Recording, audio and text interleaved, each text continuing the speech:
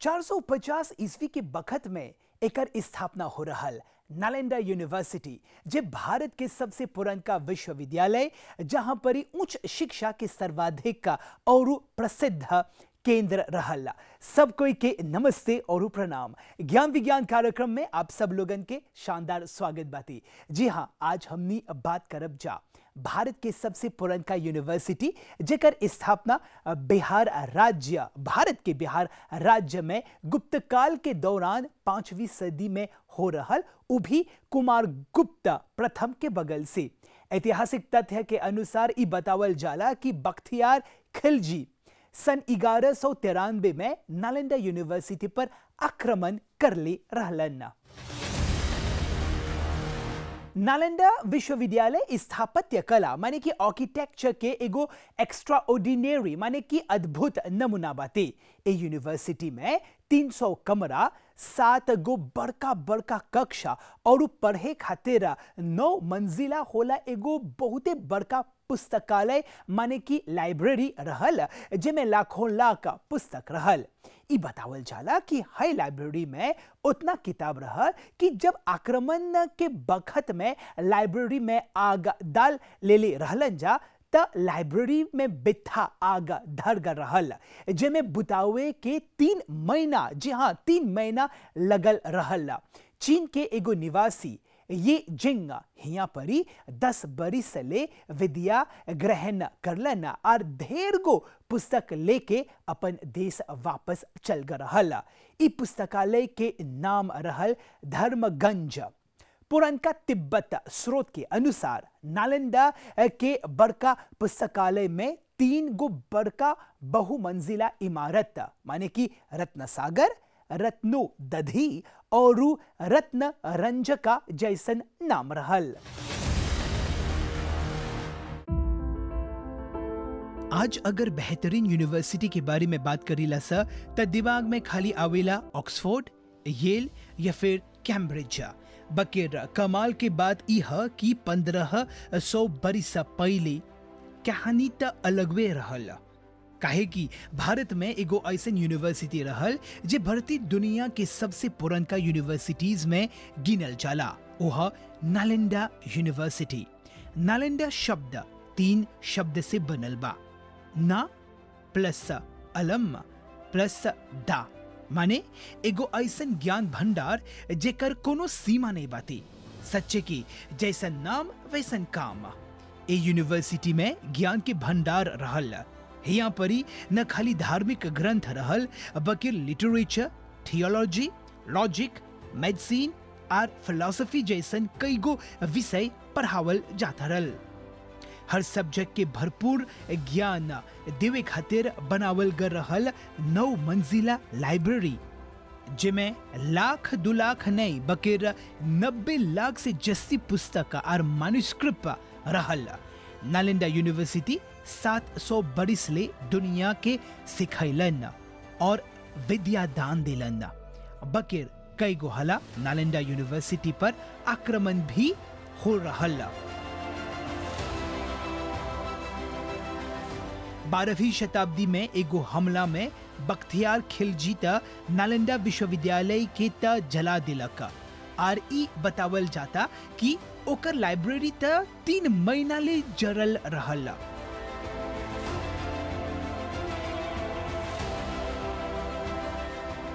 और ज्ञान के खजाना जोन संभाल के रखल गए रहल धुआं में बिलागल। उ बखत जे नालंदा कई गो बुलंदी की छुअत रहल एगो महाविहार माने विशाल बौद्ध मत के हिस्सा रहल जेकर खंडहर आज भी 57 एकड़ में फैलल बाते। रिसर्च के अनुसार नालंदा आम के बगिया में बनावल गए रहल जहां पर 500 गो व्यापारी गौतम बुद्ध के तोहफे में दिलन जा।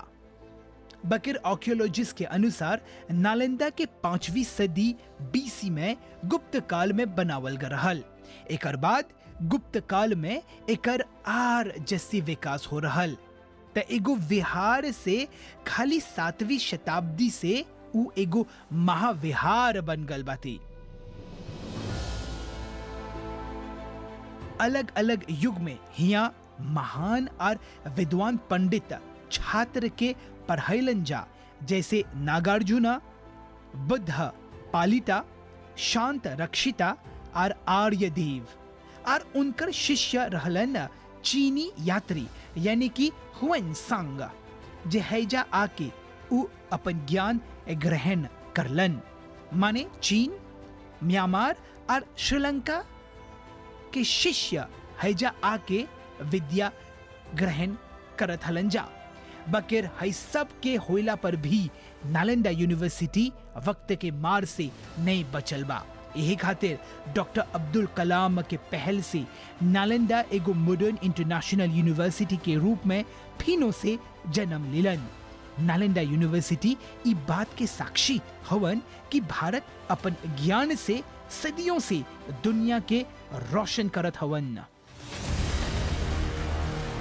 रत्नोदधि 9 मंजिला ऊंचा रहल। ई बतावल जाला कि हई लाइब्रेरी में पुस्तक की संख्या लाखों लाख से जस्ती रहल। ग्रामर, लॉजिक माने कि तर्क शास्त्र, साहित्य, ज्योतिष शास्त्र, एस्ट्रोनॉमी और मेडिसिन पर बहुते ग्रंथ रहल। इस सब पुस्तक के निमन से रखे खातिर संस्कृत के भाषाविद पाणिनि वर्गीकरण माने कि क्लासिफिकेशन के प्रयोग कर ले रहलन। 455 से 467 ईस्वी के बखत में यूनिवर्सिटी पर पहला हमला हो रहल, जिसमें पुस्तकालय के काफी नुकसान भी हो रहल। एक बाद 7वीं शताब्दी के शुरुआत में यूनिवर्सिटी पर दूसर हमला हो रहल, जबकि सन 1193 में तीसर का हमला ई विश्वविद्यालय पर आक्रमण हो रहल।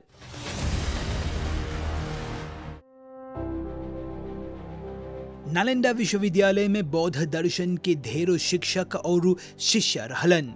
ओकर मूल ढांचा बहुते पुरनका रहल, जेमे 8 गो मठ, 11,000 कक्ष, 3 गो बड़का पुस्तकालय और लगभग 2,000 शिष्य शिक्षा ग्रहण करत हलन जा।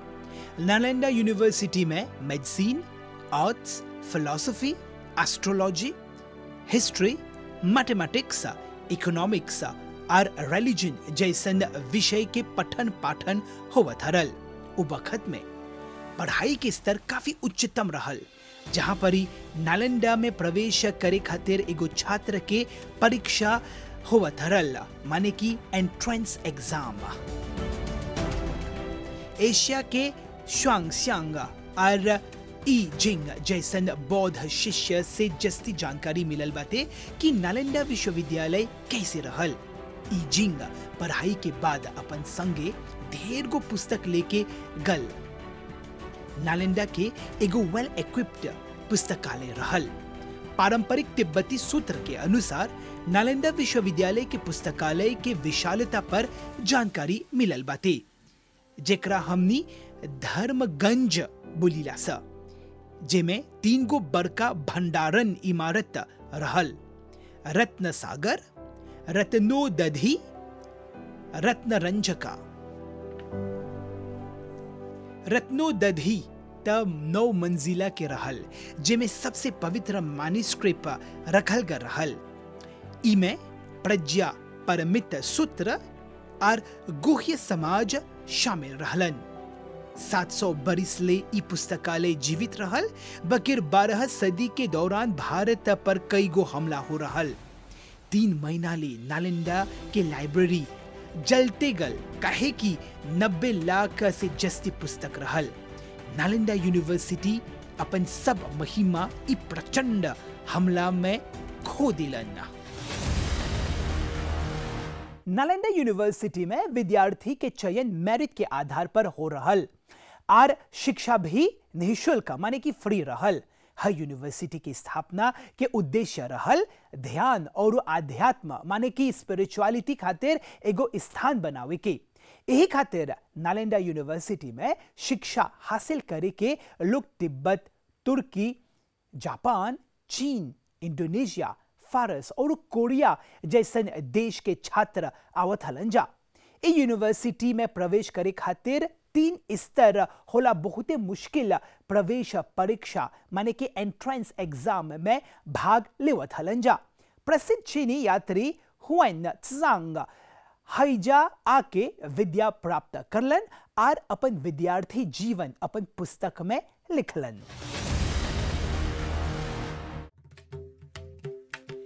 नालंदा यूनिवर्सिटी भारतीय दुनिया के कई गो महान यूनिवर्सिटियों में से एक रहल। 5वीं सदी के बाद दुनिया में कई गो बड़का यूनिवर्सिटी रहल। बकिर नालंदा विश्वविद्यालय काफी बड़का रहल जे 10 किलोमीटर में फैलल रहल।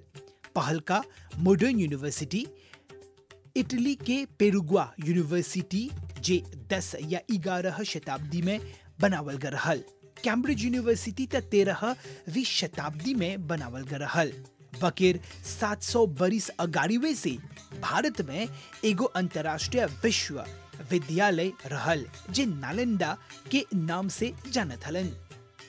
नालंदा के भारतीय संस्कृति के प्रतीक के रूप में सकबजा चित्रित करे जे एशियन एकेडेमिया से भरल रहल। चिकित्सा माने मेडिकल करिकुलम के पढ़ाई नालंदा यूनिवर्सिटी में जस्ती होवत हरल। उ बखत नालंदा के परिसर में ढेर गो चहल पहल होवत हरल काहे कि 100 से जस्ती कक्ष में पढ़ाई होवत हरल। लॉजिक, एस्ट्रोलॉजी, एस्ट्रोनॉमी और ढेर गो अन्य विषय हिया परी पढ़ावल जात हरल। 629 एडी में ज़्यांग जे एगो प्रसिद्ध चीनी बौद्ध शिष्य रहलन उ नालंदा यूनिवर्सिटी में आके शिक्षा हासिल करलन। एकर बाद 657 मूल्यवान मैन्युस्क्रिप्ट लेके उ चीन वापस चल कर रहलन। हौजा जाके ज़्वांग नालंदा यूनिवर्सिटी में अपन यात्रा पर एगो यात्रा वृत्तांत लिखले रहलन। इमे नालंदा यूनिवर्सिटी के इमारत और परिसर के बारे में भी वर्णन करले रहलन। एकर अलावा उ नालंदा के बड़का और अविश्वसनीय लाइब्रेरी के भी उल्लेख करलन। उनकर अनुसार ये यूनिवर्सिटी में 1500 अध्यापक काम करत हलन जा। बकिर 12वीं शताब्दी में जब हमला होल त ढेर गो नुकसान ई महान शिक्षा संस्था झेलन। आज भी ई इमारत पर जरल निशान पावल जाला। नालंदा यूनिवर्सिटी भारतीय दुनिया के सबसे ध्वस्त होला पुरनका यूनिवर्सिटी रहल। एकर संगे संगे नालंदा भारतीय दुनिया के सबसे जस्ती खोदे होला विश्वविद्यालय रहल। माने कि सन 1811 में फ्रांसिस पुकानंद हैमिल्टन पहला हाला ई यूनिवर्सिटी के अवशेष के पहचान करलन। बकिर उ बखत उ नहीं जानत हलन कि हैजा यूनिवर्सिटी के अवशेष बाती काहे कि नालंदा माटी के भीतरी धंस गल रहल और ओकर ऊपरी थल पर एगो गांव बस गल रहल। ज़्वांग के आधारभूत जानकारी प्राप्त करे के बाद खोदाई के काम शुरू करल गल। सन 1872 में पहला हाला खोदाई के काम शुरू होल, वही छोटका पैमाने माने कि स्मॉल स्केल पर। बकिर सन 1915 से लेके 1937 ले सैद्धांतिक और नियमित रूप से खोदाई के काम करल गल रहल। बौद्ध मत के खोदाई होल तब सन 1972 से 1984 ले गत्ते गत्ते आर जस्ती एक्सकावेशन करल गल रहल। एकर अलावा खोदाई के बखत ऐसन ऐसन पत्थर मिलल जेमे इंस्क्रिप्शन माने कि शिलालेख पावल गल। हई शिलालेख के माध्यम से इतिहास गढ़े के मदद मिलल बा। खोदाई करे बखत गौतम बुद्ध के विभिन्न रूप के मूर्ति प्राप्त भी करल गल। कई गो मैन्युस्क्रिप्ट हबीले प्राप्त होल बकिर उ अच्छा दशा में नहीं बाती। दोनों पर उनकर संरक्षण करल गल बाती। नालंदा यूनिवर्सिटी 700 से 822 के एगो बृहद इतिहास बाती जे नियमित रूप से शिक्षा के प्रचार प्रसार होवत हरल।